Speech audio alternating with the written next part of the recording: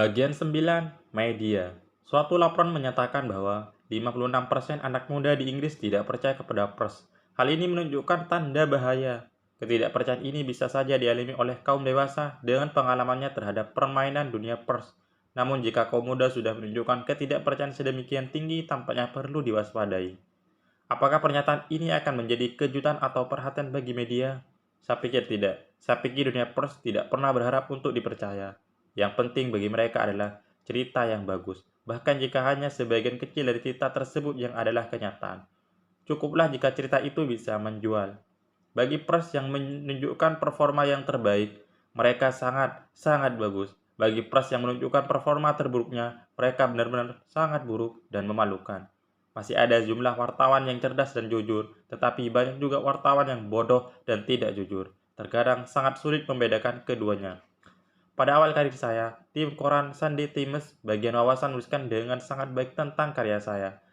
Margaret Pringle juga memberi sumbangan tulisan yang bagus sekali. Di lain pihak, beberapa waktu yang lalu terdapat tulisan yang sangat konyol di koran yang berbeda.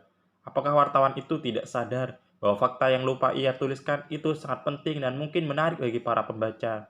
Apakah para pembaca tidak akan tertarik untuk mendengar bahwa pengajaran berpikir di sekolah-sekolah meningkatkan kemampuan murid-murid di setiap mata pelajaran lainnya sebanyak 30 hingga 100%? Apakah pembaca tidak akan tertarik mengetahui bahwa mengajarkan tentang berpikir mengurangi kriminalitas dunia remaja sebanyak 90%?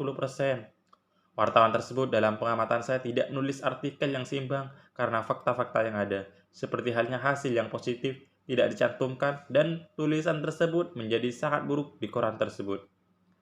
Negatif.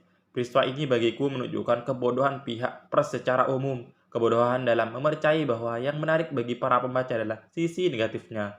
Tentu saja, pihak pers memiliki tugas untuk memberikan skandal, korupsi, dan perlakuan buruk lainnya. Tetapi keyakinan bahwa pembaca hanya menyenangi hal-hal negatif adalah keliru. Terdapat kebutuhan yang nyata untuk hal-hal yang positif di dunia ini. Permasalahan mendasar yang terjadi adalah bahwa menuliskan satu hal yang positif jauh lebih sulit dibanding menulis sesuatu yang negatif. Untuk membuat tulisan yang bagus dibutuhkan bakat yang lebih, dan tampaknya beberapa editor dan wartawan kurang memiliki bakat tersebut, sehingga hasil akhirnya selalu negatif. Tulisan mengenai sesuatu yang negatif cenderung tidak mendorong pembaca untuk memiliki perilaku positif atau pikiran yang konstruktif. Di Australia, terdapat apa yang mereka sebut sebagai efek bunga popi yang tinggi, wild poppy effect. Jika Anda berjalan di suatu padang dan terdapat bunga popi yang lebih tinggi dari yang lain, godaan yang muncul adalah untuk mengambil tongkat dan memotong kepala bunga tersebut. Perilaku tersebut tentu saja diturunkan dari Inggris pada masa ketika masyarakat benar-benar dibedakan dalam beberapa kelas. Siapapun yang terlihat lebih tinggi dari yang lain atau yang berusaha meninggikan kelasnya harus dipotong. Perilaku konyol ini tidak pernah dikembangkan di Amerika, di mana setiap kesuksesan atau bahkan yang merupakan tindakan kriminal dihargai. Apa yang bisa dilakukan oleh media?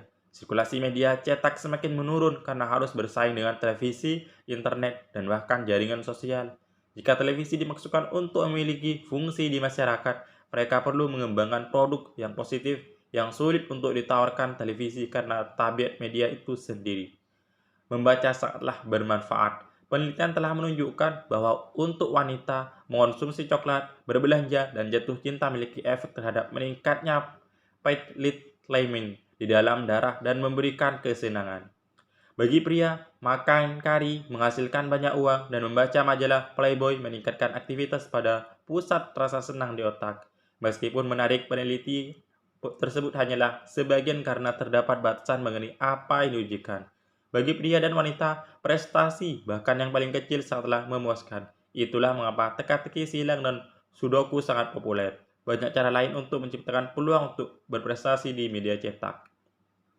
Ringkasan media. Budaya selebritis itu sendiri tidaklah sangat merangsang secara mental. Beberapa selebriti bahkan telah menunjukkan bakat mereka dalam bidang olahraga, musik, atau akting. Yang lain menjadi terkenal karena terkenal dalam memberikan umpan balik yang positif.